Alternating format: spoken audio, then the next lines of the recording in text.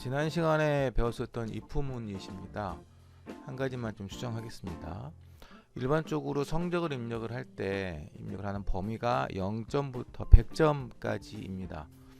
근데 지난 시간에 보여드렸던 예시는 0점은 지금 판단을 못하게 되어 있는 상태였습니다. 왜냐하면 23행에서 입력의 범위를 1점부터 100점까지 판단할 수 있게끔 해놨습니다. 0점도 포함하도록 변경하겠습니다. 자, 그리고 지난 시간에 했었던 이 예시는 잠깐 아래쪽으로 주성문 일단 처리를 해서 나중에 다시 사용하도록 하겠습니다. 오늘 배우게 될 내용은 스위치문입니다. 괄호 안에 들어있는 조건의 결과에 해당하는 케이스문을 실행을 하게 됩니다. 괄호 안의 값과 같을 경우 해당 영역에 명령문을 실행을 하면 되는데요. 해당 영역은 케이스문으로 구분되어져 있습니다. 자, 구조는 이렇습니다. 스위치라는 명령문이 있고요. 바로 뒤에 괄호가 나옵니다. 조건식이 들어있습니다. 그리고 괄호 닫고 중괄호 안에 있는 내용을 실행하면 되겠습니다. 앞서 배웠던 if문과 구조는 동일합니다. 자, 조건식의 결과 값을 어디에서 찾냐면 중괄호 안에 있는 케이스에서 찾습니다. 케이스 이 값 1이 조건식과 같으면 요 해당되는 실행문을 실행을 하고요.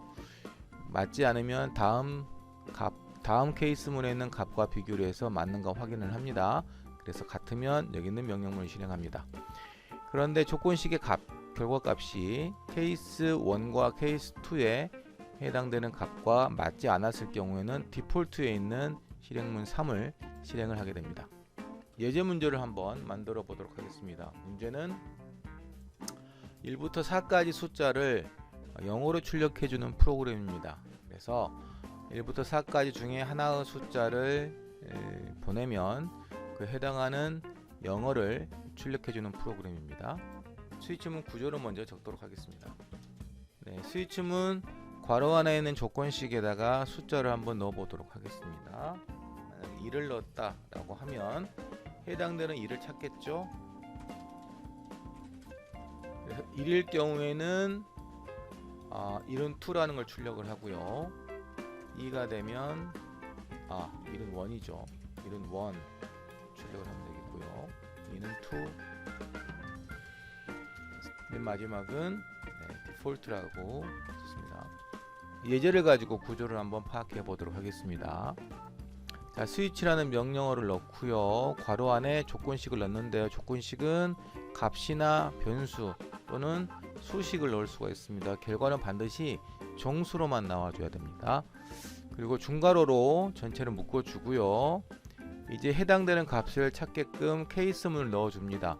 케이스 1 그러면 요 값이 1인 경우 해당되는 명령어들을 이곳에 넣어주면 되고요.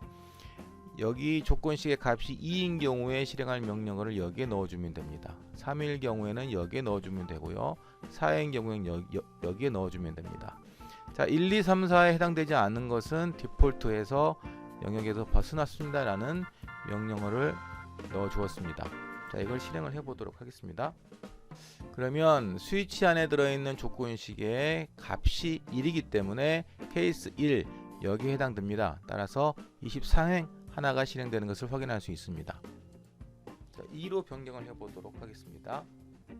그럼 값이 2니까 케이스 1은 해당되지 않고요. 케이스 2가 해당되므로 여기 있는 명령어가 26행이 실행이 됩니다. 자, 4를 입력을 해 봤습니다. 4를 입력을 했더니 케이스 1 해당되지 않고요. 케이스 2도 해당되지 않습니다. 3도 해당되지 않습니다. 4가 해당되니까 32행이 실행됩니다. 5를 입력을 했더니 1, 2, 3, 4 모두 해당되지 않아서 디폴트에 있는 35행이 실행되어서 영역을 벗어났습니다 라는 결과가 출력되게 됩니다. 숫자를 이렇게 직접 입력하는 경우도 있긴 하지만 보통은 변수를 사용해서 데이터를 처리하죠. 변수로 바꿔보도록 하겠습니다.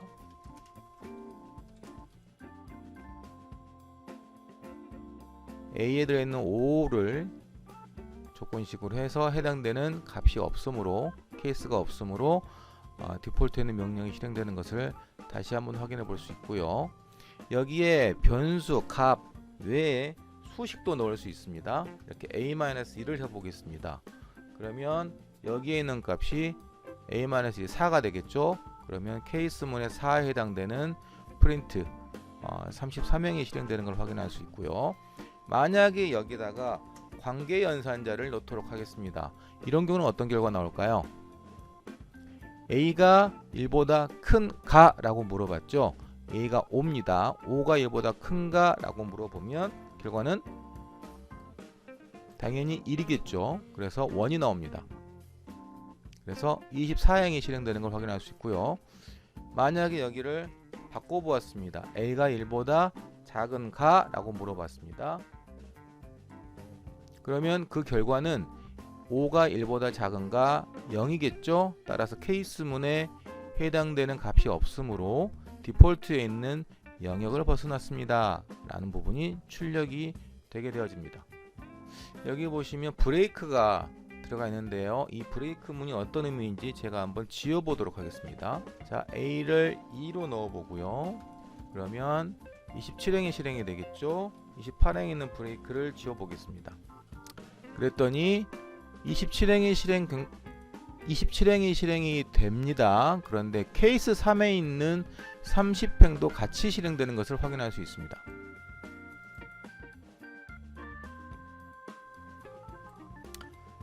자, 27행이 실행되고 30행도 같이 실행되는 걸 확인할 수 있습니다.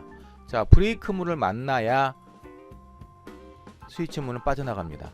자, 2인 경우 A가 2죠. 그러면 케이스 2로 왔습니다. 27행을 실행을 했죠. 브레이크를 만나면 스위치 문을 빠져나와서 리턴 0을 실행을 하는데 브레이크 문이 없는 경우에는 29행 다음의 케이스를 무시해 버립니다. 그리고 30행이 바로 실행이 됩니다. 그리고 31행에서 브레이크를 만나서 빠져나온 겁니다. 자, 그럼 31행을 주성문 처리해서 실행을 하지 않으면 당연히 4에 있는 케이스도 무시하고 33행까지 실행을 해서 34행에서 만난 브레이크를 통해서 스위치 문을 빠져나오게 됩니다. 그래서 대부분의 케이스 문에서는 해당되는 명령어를 실행하고 나서 맨 마지막에 브레이크 문을 넣어주는데요. 필요에 따라서 사용하지 않는 경우도 있습니다. 자, 그럼 스위치 문에서도 변수에다 값을 직접 이렇게 프로그램 내에서 입력하지 않고 사용자로부터 입력을 받는 경우도 있겠죠. printf 명령어를 변수의 값을 받아서 출력하는 걸로 바꿔보도록 하겠습니다. 이를 이렇게 값이 들어있는 변수에 들어있는 값이죠. a라는 값을 받아서 여기 저장할 수도 있습니다. 상수로 이용하는 것보다 이렇게 변수를 사용하는 게 프로그램이 좀 더 유연하게 처리가 되겠죠. 자, A에 2를 입력했을 경우 거기에 해당되는 27행이 실행되는 걸 확인할 수 있습니다. 자, 변수에다 값을 직접 입력하는 방법도 있지만 키보드로 입력받는 경우도 있죠. 23행은 그냥 출력하는 거고요. 24행은 숫자를 10진수로 입력받아서 A에 저장하여라 라는 겁니다. 자, 숫자 입력 그대로 나오고요. 커서 깜빡깜빡 거립니다. 여기에서 5를 입력을 해보겠습니다.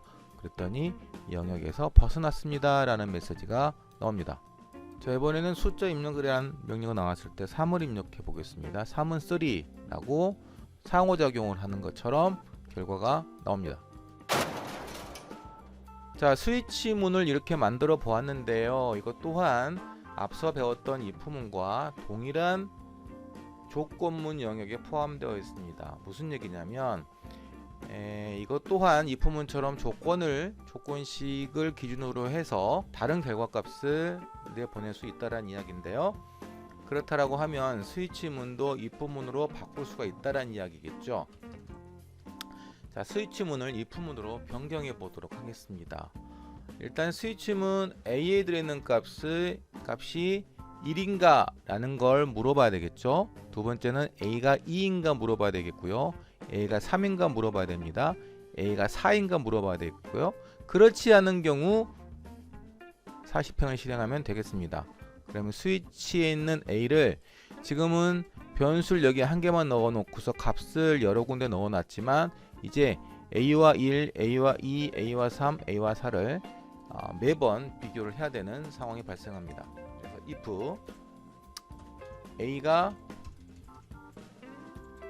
1인가 확인합니다. 1이면 출력을 하면 되겠죠. 네, A를 출력을 하여라. 그리고 else if를 해야 되겠습니다. A가 이번에는 2인가 확인하면 되겠죠. 2인가 확인해서 2를 출력을 하면 되겠습니다. 그러니까 3이면 3를 출력을 하면 되겠고요. 4이면 4를 출력을 하면 되겠습니다. 그리고 그 외의 모든 경우에는 printf 영역을 벗어났습니다. 출력하면 되겠죠. 그리고 마지막 중괄호는 없애줘야 되겠습니다. 자, 이렇게 프로그램을 할 때 중요한 거 지난 시간에도 말씀드렸지만 중괄호 열고 괄호 열고 괄호 닫고 그다음에 중괄호 열었으면 반드시 중괄호 닫아야 됩니다. 그 중괄호와 괄호가 열고 닫음이 명확하게 잘 구분이 되어져야 됩니다. 그러기 위해서는 제가 쓰고 있는 요 탭키입니다. 탭키를 잘 이용을 하면 구분하기가 조금 더 쉬워집니다. 이렇게 해서 실행을 해보면 코드가 잘 실행되나요? 한번 3 입력해 볼까요? 네, 3. 네, 입력에 따른 결과가 잘 나오는 것을 확인할 수 있습니다. 이렇게 스위치 문을 if 문으로 변경도 해 보았습니다. 이번에는 지난 시간에 작업했었던 if 문을 스위치 문으로 한번 변경해 보도록 하겠습니다. 자, 입력 부분은 빼보도록 하겠습니다. 이게 지금 코드가 좀 길어질 것 같으니까. 그래서 숫자가 바로 입력이 되면 그에 따른 결과를 출력하도록 하겠습니다. 자, 일단 22행에 있는 스코프는 그대로 둬야 됩니다. 즉 입력한 값이 성적이 0보다 크고 100보다 작을 때만 판단을 해야 되겠죠. 그리고 거기를 벗어나면 입력 범위를 벗어났습니다 라는 표시를 해줘야 되니 밖에 있는 if 문은 그대로 두고 안에 있는 if 문을 스위치 문으로 변경해 보도록 하겠습니다.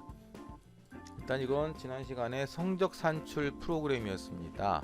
그런데 약간 좀 변경이 필요할 것 같습니다.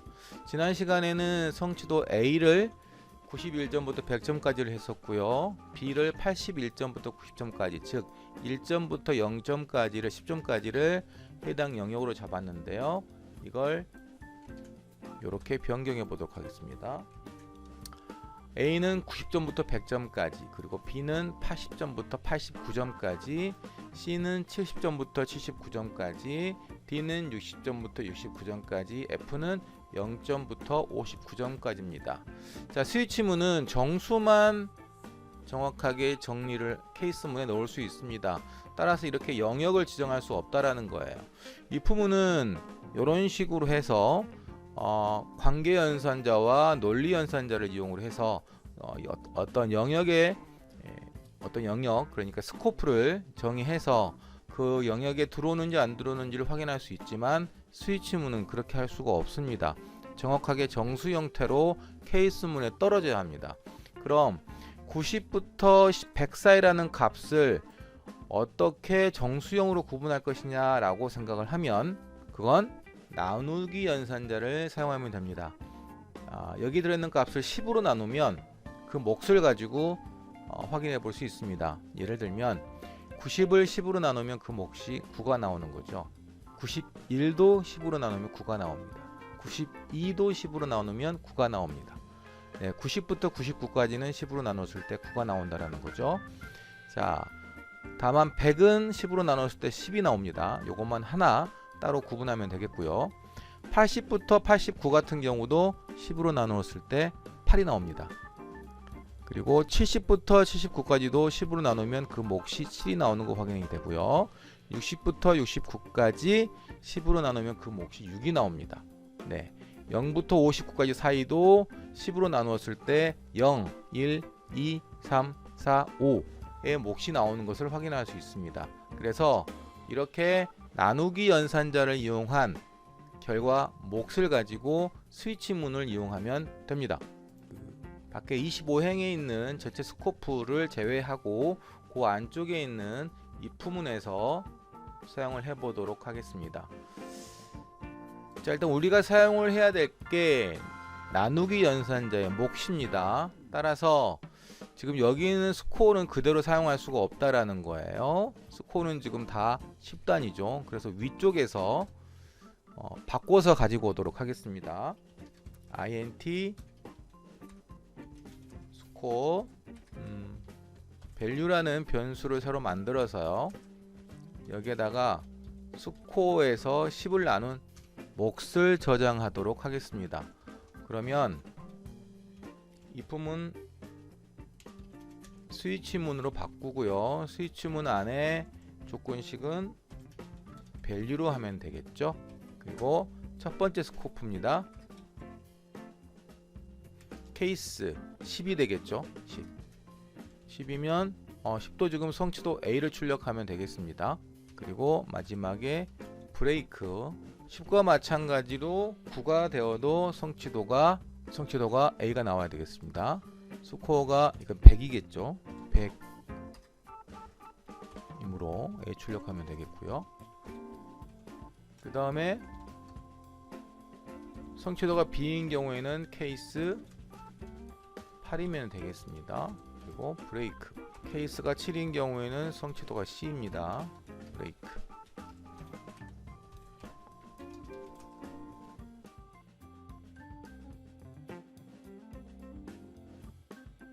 고요. 그 외의 경우에는 볼트로 F를 출력하도록 해보았습니다.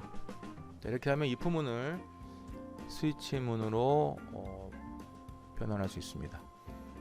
자, 성취도 C가 나왔죠? C가 나온 건 79이기 때문에 C가 나왔고요.